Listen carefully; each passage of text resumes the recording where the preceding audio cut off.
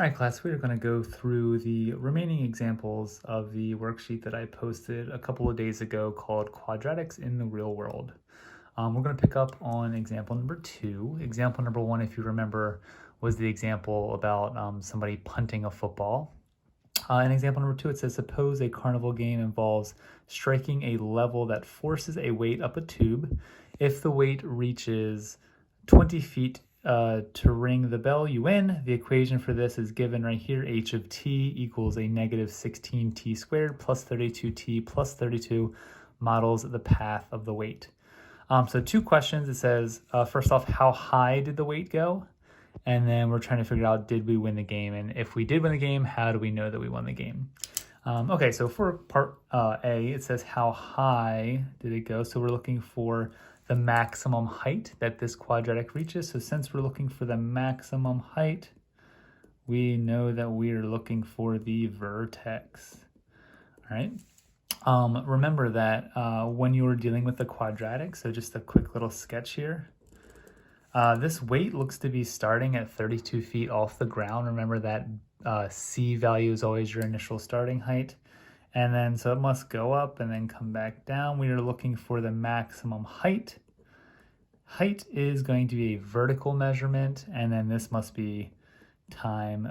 Does it say if it's in seconds or not? It looks like it doesn't say up here what the time is in, but we do know that the height is in feet. All right, so what we care most about, what we are looking for in math terms, is the vertex, but more specifically, it is the height, right, which is the y value in the vertex. Okay, so since we have a quadratic that's in standard form, right, ax squared plus bx plus c, when we're finding that vertex, it is a formula. It is the opposite of b over 2a, and then whatever we get, we plug it back into the function to find the y value. So first thing we should do is we should label our a, b, and c and figure out what the x value in the vertex is. So my equation is h of t equals a negative 16t squared plus 32t plus 32. Remember, a is always the coefficient of the x or t squared term. In this case, we have a negative 16. B is always the coefficient of just the one variable, so x or t, as it is in this case. And then c is my constant, which is a number without a variable. All right, first little calculation, I'm taking the opposite of b, so it's going to be a negative 32 all over 2 times a negative 16. This gives me a negative 32 over a negative 32, which is a positive 1. All right, so basically what this is representing is the x value in the vertex. Since I know that x is my time, in context, this means that it's going to take 1 second, I'm assuming the time is in seconds, to reach the maximum height. So you swing the big hammer, you hit the weight, and 1 second later, the weight is at the top of the parabola here, right? That distance right there. Okay, but that's not my answer because I'm looking for how high it went. So I'm now going to take this x value, and in order to find the y value of my vertex, I'm just plugging it right into the function. Everywhere I see a t in this case, I'm going to plug in a 1.